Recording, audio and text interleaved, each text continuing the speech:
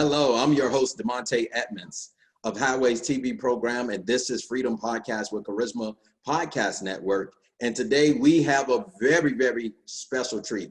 I can't say how much I am excited to have the change strategist, to have the leadership architect, to have a world-renowned leadership consultant with us, great minister of God as well, Dr. Samuel Chan. Thank you for joining me on today.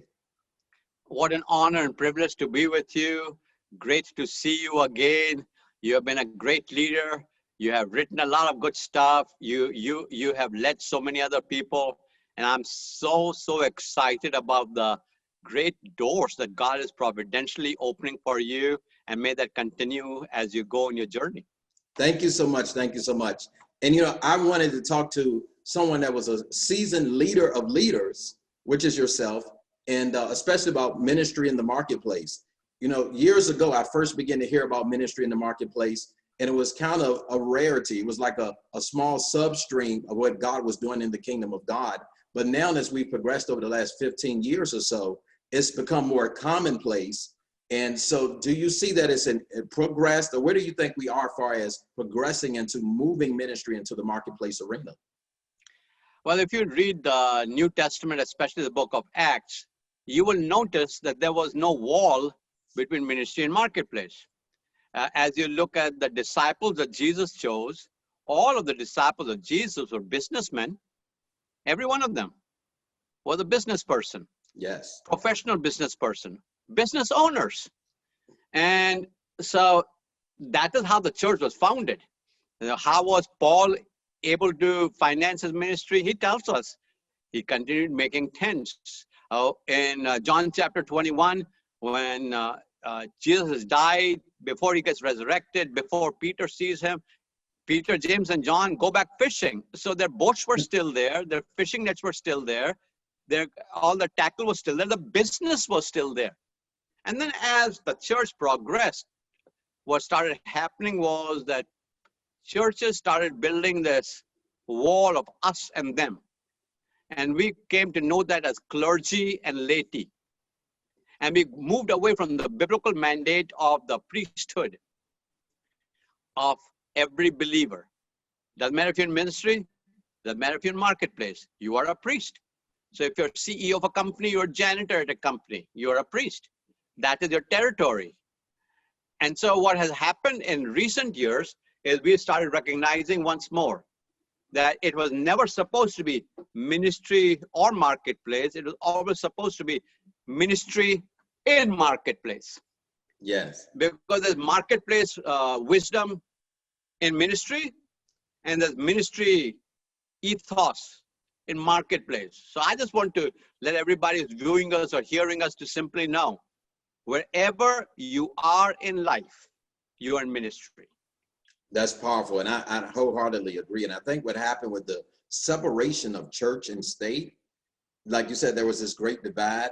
And so what happened, the church lost influence on the state out of fear that the state would have too much influence on the church. But if we influence the state, which I mean the world, the secular arena, the world as a whole, the universal, then the influence that's back on the church is going to be a positive. And so I totally agree with what you're saying. And let me ask this question as well.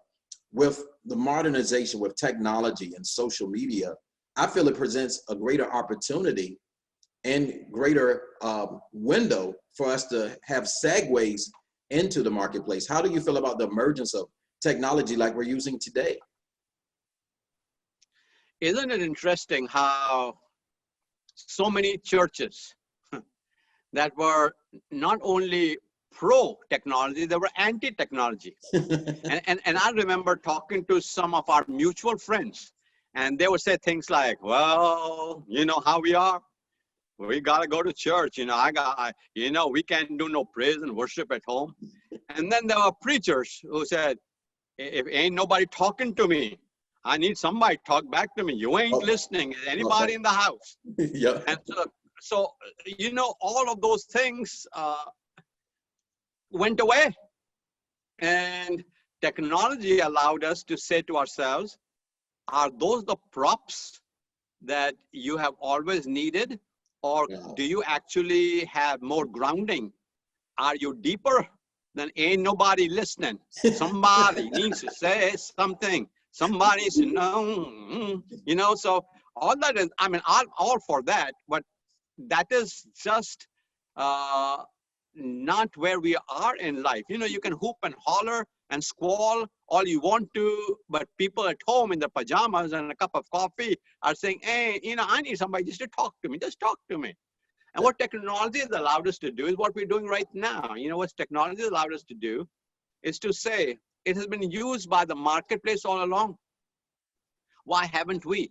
Why have we always felt the need to get people in a room, whereas we can still reach people? In fact, churches have found out that they can reach more people now than ever before.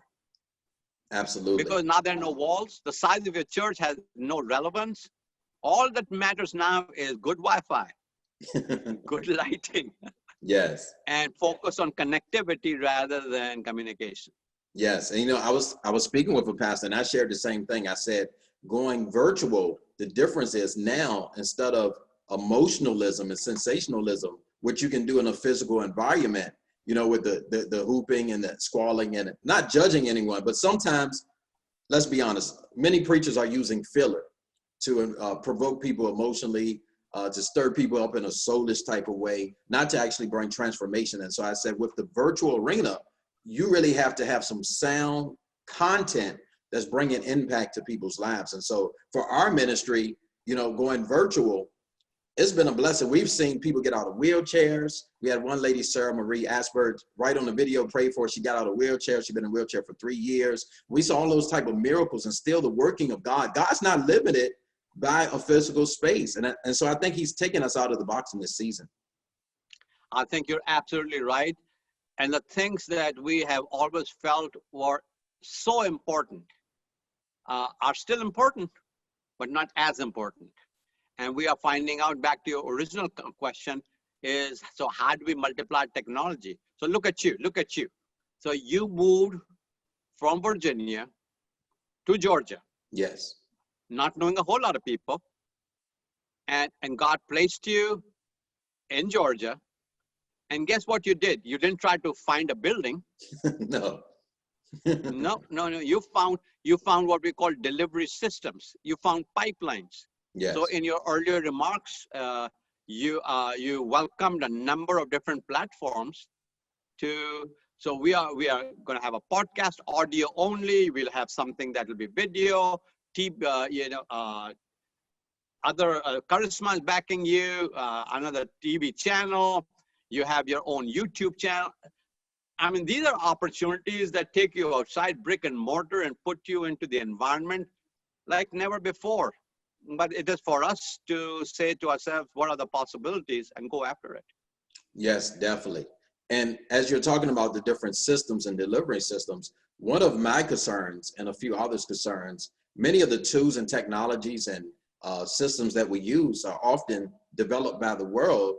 And we use all of the world's systems and tools in every area of life. But I believe that we've often been behind the bell curve, and we need to have some forward thinkers that can develop tools, systems, technology, specifically centered around kingdom advancement, but that will be appealing to the world, so we can be ahead of the bell curve in this next season. How do you feel about that? I think that's already happening. For example, in the financial realm, it is easier now for people to support the ministries of different people. And I'm not going to name any names, otherwise it will become an endorsement. But this is how you can give easily.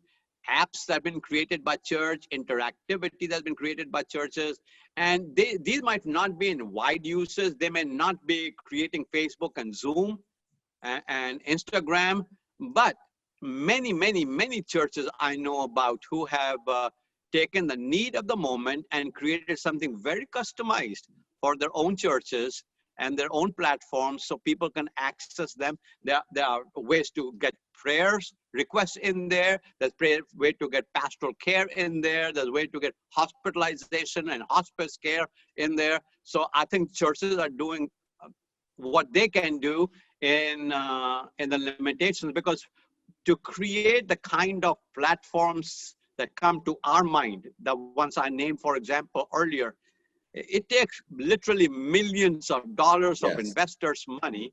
We're not talking about hundreds of thousands, we're talking about millions. Yes. And there's nothing sure about it. There's nothing sure about it. Right.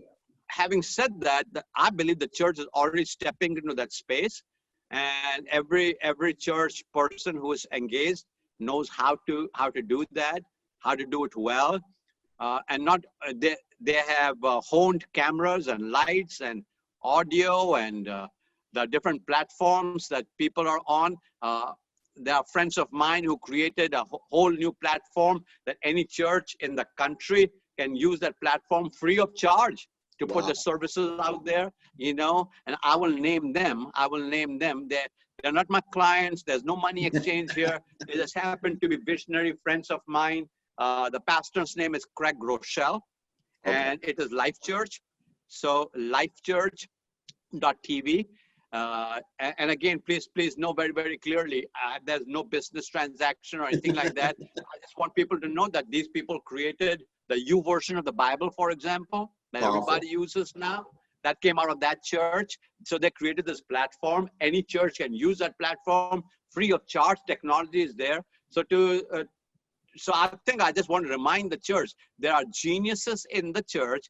And if churches and pastors will get behind these geniuses and support them and help them and clear up space on their calendars and their daily stuff so they can get their heads out of the cubicle and actually create something, I think that will be a great blessing that every pastor can give to their church.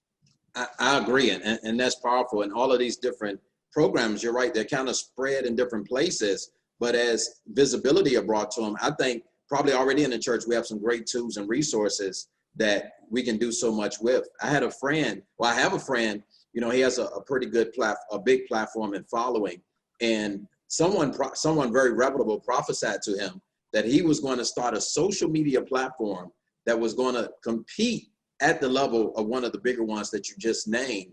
And he sent me the paperwork with the processing power, the cloud space, the data, databasing and warehousing and storage that he would need. And so I looked over that. I said, you're going to pay at least $150,000 a month when you get to your peak of what you're trying to do. And he was like, there's no way that I thought it would cost this much. And so when you talked about the millions of dollars it takes to compete at that level, I believe there's a supernatural wisdom that God's going to give some people in this next generation to tap into the capitalization for those type of projects. Absolutely. And I think the inventors, innovators, entrepreneurs that are in the church needs to step into this space. And this is what I want to say to everyone who is in that space. Whatever you do, make sure God is glorified. Yes. If you do it for personal gain, you will gain. There's nothing wrong with gaining, but your gain will be earthly and temporal. But if you engage with the kingdom of God and make it available to ministry, not be focused on making money, but focused on making a difference, you need to make money. I'm not against anyone making money. I'm hoping I'll make money and hoping you make money. We all need to make money, because what money does is allows us to do more ministry. But your focus needs to be, God, you gave me these gifts and talents, not for me, but for the kingdom first. And if it takes hold in the marketplace, I rejoice in that. But my scope and sphere has to be, how can I take this gospel wider and deeper and farther than ever before? Amen. Now, you hit on something that's perfect timing. You talked about whatever we do, especially if it's a large endeavor of that degree and magnitude, it needs to be to the glory of God. And so I have many spiritual sons and daughters, and I've noticed with some of the younger emerging ministry gifts, they have more of this mindset of, you know, I need to create a name for myself. I need to do branding. I need to have this. I need to get this on my resume. They're focused more on the action than I think sometimes the heart of God, which is bringing glory to God and doing it motivated by the Spirit. So how can you talk to some of these younger leaders that are emerging that may, you know, be influenced by social media, seeing their friends, all the ministries doing great things, but they don't know, you know, many of us 10, 15, 20 years, 30 years have been laboring in private and also laboring in public, working for the glory of the Lord? That's a huge question. So, and a great question too. So this is what I want to say to everybody. There's nothing wrong with you branding yourself. There's nothing wrong with you going after media. There's nothing wrong with getting more Instagram, Twitter, Facebook, LinkedIn, whatever, followers. There's nothing wrong with you having more influence and a greater footprint. That's the what. The question that is behind the what or next to the what is the why. Yes. Why do you want this? Is this for your ego? Is it for your personal gain? Is it for you to drive better, live better, wear better, eat better, just to say I have more? What is the why behind the what? So I'm all good with the what, but the why is the motivations. And the Bible tells us that our heart is deceitful. And the Bible tells us that our motivations is what we're going to be judged by. So you, for example, you can help somebody, but if your motivation is to get more business from them, then you've already got your reward. You're right. Now, there's nothing wrong with that. Please note that. But that's not the highest why. The highest motivation, the highest why is, God, you placed me on this planet. You gave me gifts. You gave me talents. And one day you're going to come back. And you're going to ask me what I do with that. And at that time, I have to say to you, I invested it into the kingdom and look at my results. So we are not placed on this planet just to suck air, occupy square footage, and then die and occupy a 6x4 piece of real estate somewhere. No, God put us on this planet to be difference makers. That's why I said you're the light. You're the salt. So we are world changers. We're difference makers. So I want to say to all of my, and I don't want to just say young, I want to say to all of my ministry and marketplace friends, do a motivation check. Ask yourself, why do I do what I do? And I want to tell you, motivations are tough because I can fool myself at all times. I can be self-delusional. I lie more to me than to anybody else. So having said that, you just need to say, what are my motivations? Why am I doing this? Why am I using these gifts? And to God be the glory. Once you do that, you'll be fine. Thank you. And thank you. I believe that's right on target. And we have to do those heart checks, even people that have been a little bit more seasoned. And so I think that's great wisdom, especially for emerging leaders that are coming up in this hour. And so, Dr. Chan, let me ask you as well. You have the Samuel Chan Leadership Institute. Is there any products or books or events or anything, projects you have coming up that you want to share with the people? Anything on your heart that you want to share? Thank you for asking. So let me start with a free one. So when we went into lockdown in March of 2020, instead of me going to lockdown, I decided to start publishing a Christian leadership journal. It is 132 pages long, glossy, 5-color, Christian leadership. It's all about leadership now. Okay, it's beautiful. So, but it's Christian leadership. It's eclectic. You can get this, it's every quarter. You can get this free of charge for the next year in your mail. This will come in your mailbox. And the way you get that is simply go to availjournal.com. Avail, A-V-A-I-L, availjournal.com, availjournal.com. And then I have a special that I started running during COVID days for my Leadership Institute. My Leadership Institute retails for $2,000 a year. We said, no, we're not going to do that anymore. Wow. Trying to practice what I just taught. And I said, let's make it available and say to people, whatever you want to pay, whatever you want to pay. No questions asked, no negotiating, no pushback. In a moment, I'll give you the link for that. Whatever you want to pay for that, pay for that. So what you get for it, you get 12 books, a book a month. One of my books, every month, you get a book. It's all digital, it's all online. Now, if you want to buy hard copies, those are available as well. But you'll get a book a month, one of my books. Number two, you can get 4 videos every month teaching that book. So you'll get the book, hard copy or digital, and you will get 4 videos teaching that book. So in the 12-month period, you'll get 12 books, about 50 videos, and the conclusion, you'll get a certificate from the Sam Chan Leadership Institute, certificate of completion from the Sam Chan Leadership Institute. And the price is right, whatever you want to pay.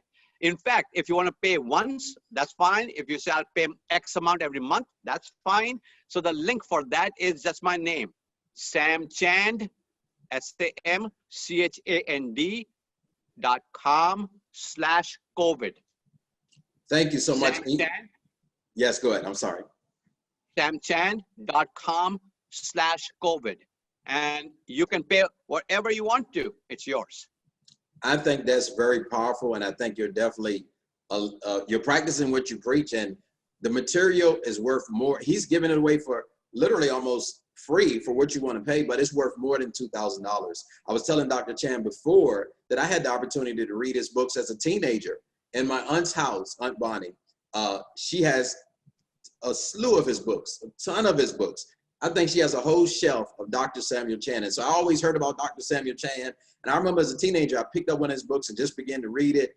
And I wasn't, in ministry then, but it just intrigued me. So I know it's some great content and it's going to be impactful for your lives. And so please check it out, follow up on it. And Dr. Chan, before we go, I want to thank you for being on. I want to ask you as well, one last question. If you had to give just maybe 1 or 2 sentences or 3 sentences for leaders, something to help them pull it all together, a mantra, a motto, sorry, not motto, but a mantra, a maxim that they can keep in their mind, or something that's heavy on your heart for leaders, what would you tell them? A quick word. Wow. That took me to when I was 28 years of age. I'll be 69 this year. I just started pastoring my church in Michigan. First time I was the senior pastor of a church, a country church in Michigan. And I was at a conference and talking to an elderly minister, a leader in our movement. His name was Dr. Chester Miller. Dr. Chester Miller. This was in Ohio. And I remember standing in the parking lot and I said to him, Brother Miller, this was 1980, okay, August of 1980. I said to him, Brother Miller, I just started pastoring a church. If you could give me one piece of advice, what would it be? He was a man of few words. This is what he said to me. He said to me, Brother Sam, live long and live clean. Wow. I thought he was going to say something else. And he walked away. And I felt like the rich young ruler saying, is this all? I mean, what meaneth this? But as I've gotten older and older and older, it makes more sense to me today than ever before. So I want to say to every leader in ministry and marketplace, live long, live clean.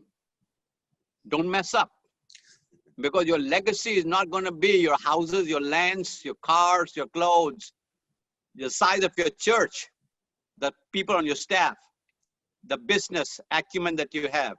Your legacy will not be what you leave behind. Your legacy will be who you leave behind.